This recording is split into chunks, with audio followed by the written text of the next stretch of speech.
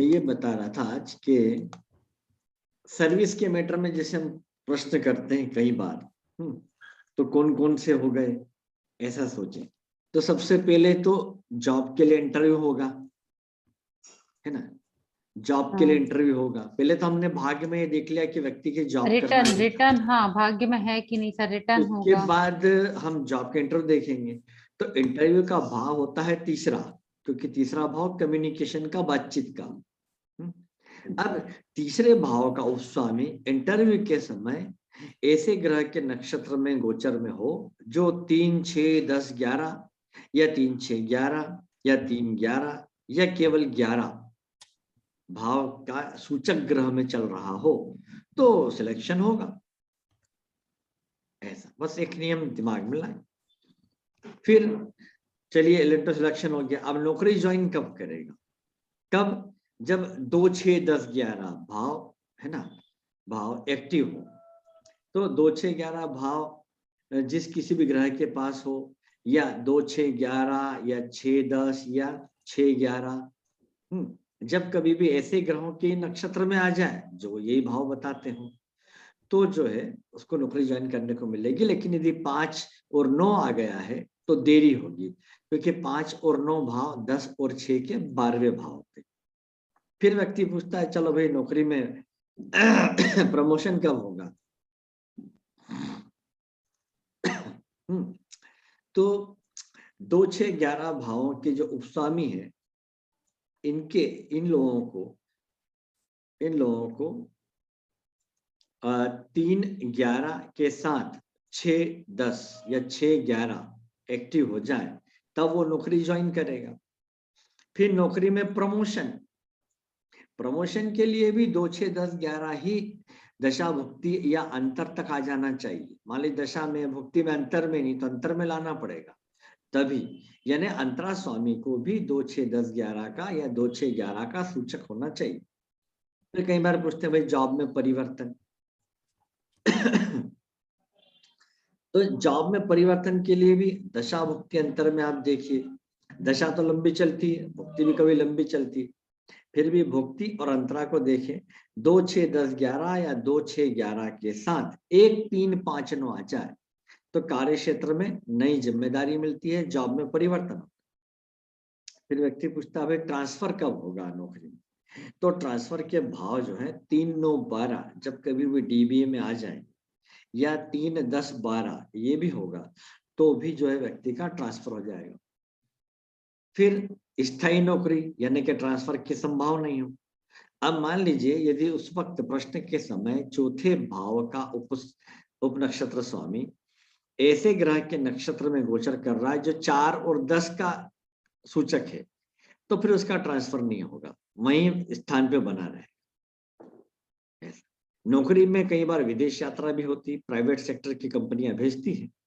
तब जो है एक बार ये चेक करें कि 10 और 12 भाव के उपस्वामी जो है वो क्या 3, 9, 12, 6, 10 के सूचक हैं तो नौकरी के लिए विदेश यात्रा होगी। यानी 12वां भाव तो जुड़ना ही चाहिए, तो 12वें भाव से देखेंगे। फिर उच्च शिक्षा के लिए विदेश यात्रा कई बार कंपनी भेज देती, तब 9, 12 है ना, 9, 12 के उपस्वामी जो है दशा भुक्ति अंतर में 3, 9, 12 के साथ 11वें भाव को भी सूचित करे तो उसकी विदेश यात्रा होगी, सॉरी उच्च शिक्षा विदेश यात्रा होगी। अब मान लीजिए वो विदेश चला जाता है तो क्या विदेशी भूमि पर लाभ मिलेगा सर्विस का? तो पहले तो देखें 12वें भाव से कि उसके भाग्य में विदेश यात्रा है कि 12वें भाव का उप नक्षत्र स्वामी यदि 2, 3, 6, 10, 11 या 2, 6, 11 का सूचक निकले तो विदेशी भूमि पर उसको लाभ होगा, लेकिन साथ में 5, 8, 12 हो या केवल 5, 8, 12 ही हो तो हानि होगी। ये देख अब कई बार राजनीति के लोग, अभी चुनाव चल रहा है, राजनीति के लोग आपके पास आए तो राजनीति में प्रसिद्धि प्राप्त होना, राजनीति में अपना चुनाव लड़ना, तो जब कभी भी कोई पूछे कि मेरा चुनाव में जीत होगी कि नहीं, सबसे पहले उससे ये कंफर्म करें कि भैया आपको टिकट मिल गया है कि नहीं, है ना। टिकट मिलना जरूरी है, अब टिकट ही नहीं मिला तो चुनाव कैसे लड़ेगा? तो किसी भी प्रकार के टिकट का भाव होता है तीसरा। तो तीसरे भाव का उपनक्षत्र स्वामी यदि उस वक्त गोचर में, है ना, 2, 6, 10, 11 या 6, 10, 11 या 10, 11 का भी सूचक निकलेगा, सूचक ग्रह के नक्षत्र में गोचर में होगा तो टिकट मिलेगा।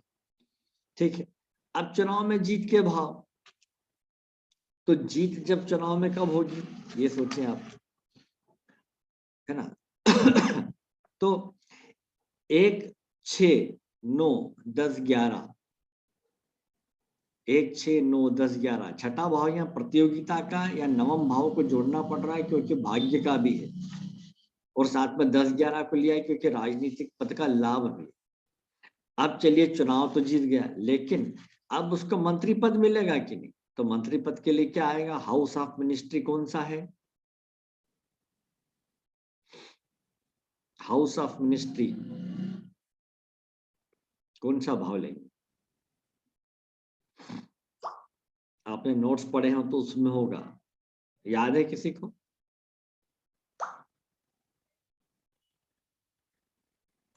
नहीं सर। पंचम भाव, पंचम भाव हाउस ऑफ मिनिस्ट्री का पंचम भाव अथाह धन का भाव, क्योंकि मिनिस्टर के अंडर में अथाह धन होता है जिसका वो उपयोग करता है, कई बार स्वयं के लिए, कई बार देश के लिए। तो पंचम भाव हाउस ऑफ मिनिस्ट्री का याद रखिए। जैसे अभी पूछा इलीगल अफेयर का भाव, तो वो नवम भाव होता है ना। इलीगल अफेयर का भाव नवम भाव, क्यों? क्योंकि वो सप्तम से तीसरा है, अगले जीवन साथी के सुख को बताता है। तो वो जीवन साथी शादी हुई हो या ना हुई हो बात की बात है। ठीक। अब कई बार राजनीति में व्यक्ति निर्णय लेता, पद पर बैठ गया, तो उसका लिया गया निर्णय सही होगा कि गलत, है ना। तो यदि दशा भुक्ति अंतर में 1, 6, 10, 11 भाव एक्टिव हो रहे हो तो नेता के द्वारा लिए गए निर्णय सही होंगे, लेकिन यदि इसमें 5 भाव भी शामिल हो जाए तो व्यक्ति कठोर निर्णय लेता है।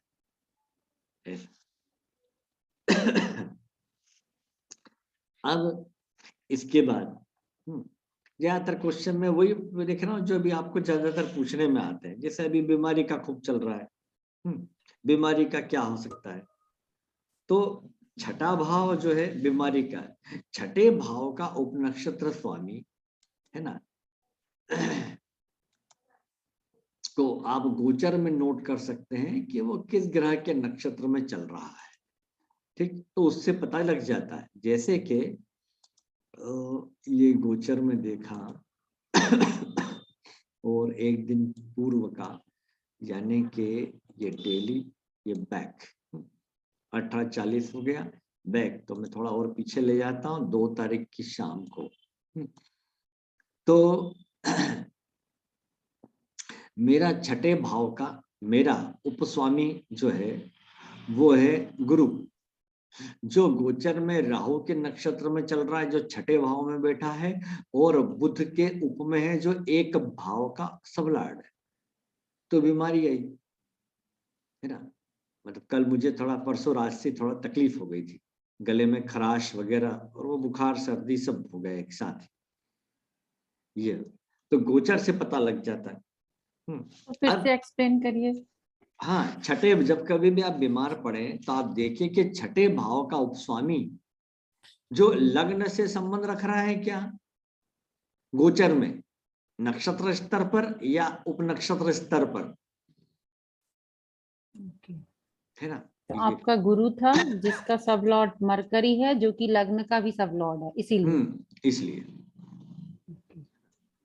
फिर परसों मुझे संडे के दिन, संडे नहीं, शनिवार की शाम को मेरा घर में एक्सीडेंट हुआ। मैं फिसल गया और ड्रेसिंग टेबल की जो किनारे रहती है उससे टक्कर हुई। आंख के साइड में 1.5 इंच लंबा कट लग गया और खून निकलने लग गया। तो तत्काल का गोचर चार्ट देखा कि 8वां भाव एक्सीडेंट का, क्या उसका संबंध 1 से था, तो बिल्कुल 8वें भाव का मेरा जो सबलाट है वो चंद्रमा, जो एक भाव, है ना, एक भाव के सबलाट बुध से जुड़ा हुआ था, और आगे 2 भाव का सबलाट बना। तो 2 भाव का होता है आंख का, तो आंख पे चोट लगी। तो तो बर्थ टाइम रेक्टिफाई करने का सबसे अच्छा तरीका यही है कि जब कभी भी आपको चोट लग जाए, चाकू से हाथ कट जाए, तुरंत देखिए कि आपके 8 भाव का उपस्वामी क्या 1 से जुड़ा, ऐसा गोचर में चेक करना आपको, तो आपका जन्म समय सही है, नहीं तो उसको आगे पीछे कर सकते हैं। बीटीआर का ये एक बहुत अच्छा तरीका है, क्योंकि ये घटना तो घटित हो ही गई, लेकिन ऐसा। अब व्यक्ति का अच्छा स्वास्थ्य कब होगा? जब एक तो लग्न का ही उपनक्षत्र स्वामी 5 भाव से जुड़ जाए, 5-11 हो तो बहुत ही अच्छा स्वास्थ्य रहेगा।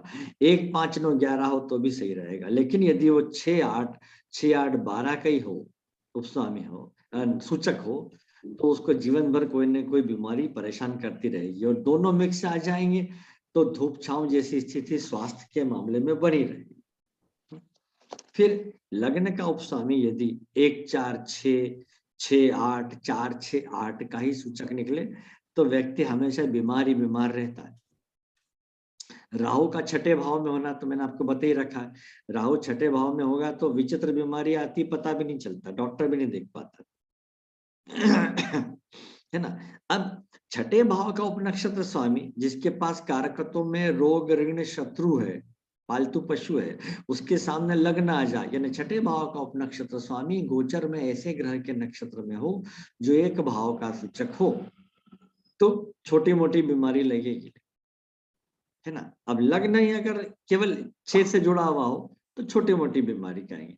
6 का उपनक्षत्र स्वामी सूचक हो 1 का तो भी छोटी मोटी बीमारी बोले, लेकिन 1, 6, 8 हो जाएगा तो बीमारी लंबी चलती, और वहां पर यदि शनि आ जाएगा तो वो दीर्घकालीन कर देगा। तो लग्न का उपनक्षत्र स्वामी यदि सूचक निकल जाए 1, 6, 8, 12 तो जीवन भर लंबी बीमारी चलती। फिर सर्जरी। अब लग्न का उपनक्षत्र स्वामी मंगल हो और वो 6, 8, 12 का सूचक हो, तो जब कभी भी 6, 8, 12 ग्रहों के संयुक्त दशा भुक्ति अंतर चलेगी और मंगल प्रकट हो जाएगा तो सर्जरी होगी। अब बीमारी से लाभ कब होगा? जब लग्न का सबलाट ऐसे ग्रह के नक्षत्र में गोचर में आए जो 1, 5, 11 या 5, 11 का सूचक हो। एक तो ये हो गया। फिर 6ठे भाव का उपनक्षत्र स्वामी यदि ऐसे ग्रह के नक्षत्र में गोचर में आए जो 5 का या 5, 9, 11 का सूचक हो, तो पंचम भाव 6ठे का विरोध कर देगा, व्यक्ति ठीक हो जाएगा। अब कई बार इलाज का प्रभाव नहीं होता, तो ऐसे में प्रश्न चार्ट बनाकर देखें। अगर प्रश्न चार्ट में लग्न का सबलाट जो है 4 और 10 का सूचक निकले तो उसको बीमारी का इलाज का असर नहीं होता है। ऐसे में यदि राहु 6ठे भाव में हो तो डॉक्टर भ्रमित भी रहता है। अब मान लीजिए कोई आदमी हॉस्पिटल में, अरे भाई हॉस्पिटल से डिस्चार्ज कब होगा, तो तब देखें कि 1 भाव का या 4 भाव का सबलाट या उपनक्षत्र स्वामी ऐसे ग्रह के नक्षत्र में हो जो 2, 4, 11, 2 यानी परिवार, 4 यानी घर और 11 इच्छा पूर्ति, 2, 4, 11 के सूचक ग्रह में चल रहा हो गोचर में, तब व्यक्ति हॉस्पिटल से डिस्चार्ज होगा। फिर लग्न का उपनक्षत्र स्वामी यदि 8, 12 से जुड़ा हो तो ये जीवन में जो है भयंकर एक्सीडेंट को बताते हैं। ये वाहन से हो जरूरी नहीं, वाहन के लिए 4था भाव आ जाएगा। और यदि 1, 3, 8, 12 के आप उपनक्षत्र स्वामी उठाएं और उन चारों का 1, 3, 8, 12 उपस्वामियों का संबंध या ये सूचक के रूप में 4, 8, 12 या 8, 12 को सूचित करें तो 100% उसकी लाइफ को खतरा है, ऐसा होता है। हाँ, अब और कोई मैटर पे बताएं।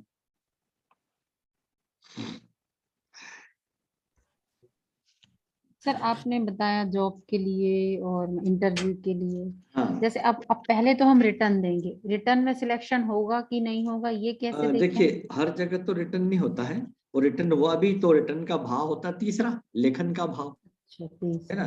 तो जॉब में आजकल इंटरव्यू होता है। सर रिटर्न तो सब कहीं लेते हैं, रिटर्न के बाद इंटरव्यू लेते तो हैं। रिटर्न में क्या लेंगे?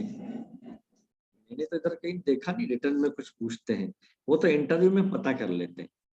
जैसे कोई नहीं, रिटर्न मैकेनिक, पेपर होते हैं सर, हर चीज के तो होते हैं, किसी नहीं भी नहीं आप फील्ड में जॉब, चले जाइए। नहीं नहीं जॉब की बात कर रहे हैं हम। हाँ जी, हाँ अब जी। मैं जैसे मैंने पेपर में कोई देखा कि जॉब रिक्वायरमेंट है, मैंने वहां पर अपना रिज्यूम भेज दिया, बुलावा आया, तो रिटर्न थोड़ी होगा, वो तो सर वो इंटरव्यू छोटे होगा। मोटे अगर जॉब के लिए, इवन मैं बड़ी बड़ी अगर मल्टीनेशनल कंपनी की बात करूं तो वो भी रिटर्न लेती हैं।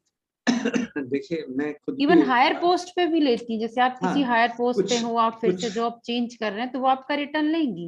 वो कुछ हद तक ले लेते हैं, पर सभी में नहीं देखा, क्योंकि मैंने खुद ने एक मल्टीनेशनल कंपनी में इंटरव्यू दिया था। तो सुबह से हम्म। 10 से शाम 5 बजे तक इंटरव्यू चला, लेकिन रिटर्न कहीं नहीं हुआ था। वो पहले अकाउंट सेक्शन में भेजते हैं, उसके बाद पर्सनल सेक्शन में भेजते हैं कर्मचारियों का, और फिर एक बार फिर वापस अकाउंट सेक्शन में आते हैं, वहाँ मैनेजर इंटरव्यू लेता है, फिर ऐसा ओवरऑल चलता पूरा। तो यहाँ पर रिटर्न तो नहीं लिया था। रिटर्न में क्या अच्छा, होता है, जैसे हम गवर्नमेंट सेक्टर की बात करें तो वहां तो बिना रिटर्न के होता ही नहीं है। देखिए उसके लिए गवर्नमेंट सेक्टर के लिए सबसे पहले व्यक्ति को एग्जाम देना ही होती है हाँ। सिलेक्शन के लिए। जैसे आईएएस आईपीएस के लिए हाँ हर जी। साल ये एग्जाम सिंपल होती है। बैंक ले लीजिए, स्कूल टीचिंग ले लीजिए, हाँ, सबके लिए ये रिटर्न है। ये हाँ। रिटर्न है, इंटरव्यू में रिटर्न नहीं होगा। नहीं, मेरा मतलब वही रिटर्न था अच्छा, सर, वो रिटर्न होगा, हाँ हाँ देन हाँ, आफ्टर इंटरव्यू मैं होगा, आपका समझा सिलेक्शन आपका, होगा। मैं समझा आपका, लेकिन एक प्राइवेट फैक्ट्री वगैरह कहीं जाए कंपनी में तो वो रिटर्न नहीं होता है, डायरेक्ट इंटरव्यू। हाँ, बाकी गवर्नमेंट की जहाँ तक बात है या बैंक की जहाँ हम्म। तक बात है, सरकारी संस्थानों में अब चूंकि वो सभी के लिए खुला हुआ क्षेत्र है, तो ऐसे में क्या होता है कि बहुत से लोग फालतू के आ जाते हैं, इसलिए एक प्री एग्जाम ली जाती है। प्री एग्जाम में मान लीजिए 1 लाख लोग बैठे हैं, तो यकीन मानिए 50,000 तो छट जाएंगे, जो घर वालों को खुश करने के लिए बैठे कि भाई हमारा बच्चा आईएएस आईपीएस के हाँ एग्जाम जी, दे रहा हाँ जी, हाँ है। जी। बाकी 50,000 में से भी 25,000 वो निकल जाएंगे जो पढ़ाई तो कर रहे हैं लेकिन उनको ठीक से पता ही नहीं करना क्या है ना। ये 25 निकल गए, अब बाकी 25, उस 25 में भी जो है मैक्सिमम लोग इंटरव्यू में रह जाते हैं, उनको अपने उसका पता ही नहीं होता कि क्या पूछ रहे हैं, क्या जवाब देना है। इसके लिए आप यूट्यूब पे आईएएस आईपीएस के इंटरव्यू देख सकते हैं, क्या पूछते हैं। आप अगर वो हम्म। इंटरव्यू देखेंगे तो आपको खुद को पता लगेगा कि भाई हमारी अपनी क्या औकात है, हम कितने पानी में हैं अभी, हमें कैसे जवाब देना चाहिए। हाँ, तो मेरा सर वही मतलब था, उसके हाँ, लिए हम कौन से देखें वो भाव। रिटर्न रिटर्न एग्जाम होती है, लेखन है, वो तीसरा भाव हाँ। ही आएगा, है ना। तो अच्छा। सबसे पहले भाग्य पढ़ेंगे कि आईएएस आईपीएस या बैंकिंग सेक्टर गवर्नमेंट की एग्जाम है। दसम का संबंध या छठे का संबंध 5 भाव से होना चाहिए, 2 6 10 11 के साथ, या 2 6 11 या 6 11 के साथ, क्योंकि पंचम भाव अथाह धन का भाव है।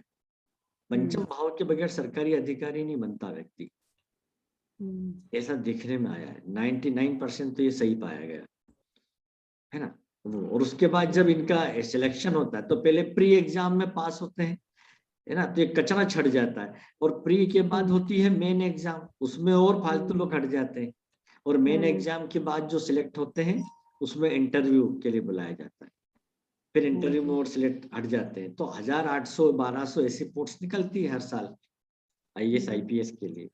अब इन दोनों में अगर कोई व्यक्ति बोले कि मुझे आईपीएस में जाना है, तो भाई हमें उसकी क्षमता देखना चाहिए, क्या उसकी अच्छी हाइट है, चश्मा तो नहीं लगा है, नहीं तो वो तो जा ही नहीं सकता आईपीएस के लिए। जबकि आईएएस के लिए ऐसी कोई बंदिश नहीं है। इंटरव्यू में भी आप चाहे हिंदी में दें इंग्लिश में दें, वह नंबर नहीं कटते, ये देखा है ना। ये जब सिलेक्शन हो जाता है इसके बाद आईएएस ऑफिसर्स को लाल बहादुर शास्त्री एकेडमी मसूरी में ट्रेनिंग मिलती है, जबकि आईपीएस वालों को हैदराबाद में ट्रेनिंग मिलती है। जब ये वहां पर ट्रेनिंग की 6 महीने पूरे कर लेते हैं तो वापस इनको भेजा जाता है किसी कलेक्टर या अधिकारी के अंडर में जो आईएएस ऑफिसर हो, उससे काम सीखते हैं। मतलब हमें पेपर वर्क सिखाया जाता है कि पेपर वर्क में क्या देखना है क्या नहीं। फिर 6 महीने बाद ये ट्रेनिंग का पूरा सेशन इनका 3 साल तक चलता है, और कई बार विदेश में भी भेजते हैं। ऐसे पुलिस को भी कार्य प्रणाली सीखने के लिए विदेश भी भेजा जाता है ना। जबकि बैंक में सिलेक्शन हो जाने के बाद बैंक का जहाँ भी हेड ऑफिस होता है वहाँ 7 या 8 दिन तक इनकी ट्रेनिंग चलती, फिर बीच में और बुलाया जाता है कि बैंक में जो जो बुक्स वगैरह रखी होती है उसमें क्या देखना है, कैसे जवाब देना है। इस प्रकार से ये एक्सपर्ट हो जाते हैं। बाकी टीचिंग के क्षेत्र में गवर्नमेंट की बात करें तो देखिए अभी कॉलेज में परमानेंट जॉब बंद है, एमपी में तो बंद है, बरसों हो गए परमानेंट जॉब के लिए पोस्टें निकली, क्योंकि सरकार सैलरी नहीं देना चाहती, क्योंकि कॉलेज प्रोफेसर की सैलरी करीब 60-70 हजार हो गई है।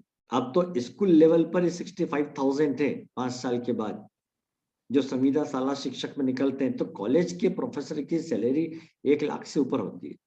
तो वो गवर्नमेंट ले नहीं रही, अतिथि शिक्षक भरे जा रही है और उसमें भी कम पड़ रहे हैं, इधर ध्यान ही नहीं जाता इनका किसी भी हाल में। तो ये आने वाली जितनी भी सरकार वगैरह सबने ये गलती करी है। एक टीचर की सैलरी ज्यादा होनी चाहिए। देखिए फ्रांस एक ऐसी कंट्री है जहां शिक्षक की सैलरी सबसे ज्यादा है। क्यों? सर क्योंकि इवन चाइना में भी है। हाँ, क्योंकि उसी ने तो सबको बनाया है। और हमारे यहाँ ये हालत है कि कोई माँ बाप अपने बच्चे को टीचिंग लाइन में ही नहीं भेजना चाहते, कोई बनाना ही नहीं चाहता। तो ये गलती कहाँ है? हमने खुद ने ही उस टीचर को नीचे लाके रखा हुआ है, ये प्रॉब्लम है। तो आज जो है अभी क्या बोलते हैं, ये गुरु परंपरा, गुरु परंपरा बस एस्ट्रोलॉजी के क्षेत्र में और संगीत के क्षेत्र में देखने को मिलती है। यहाँ शिक्षक गुरु का मान रखता है, बाकी स्कूल लेवल में तो सर सामने से जा रहे हैं तो ऐसे ही मुंह देख के निकल जाएगा, नमस्ते भी नहीं करेगा। ये हालत है। हाँ, तो ये हो गया। और कोई प्रश्न इस पे नया, कोई आपको मैटर आया है दिमाग में?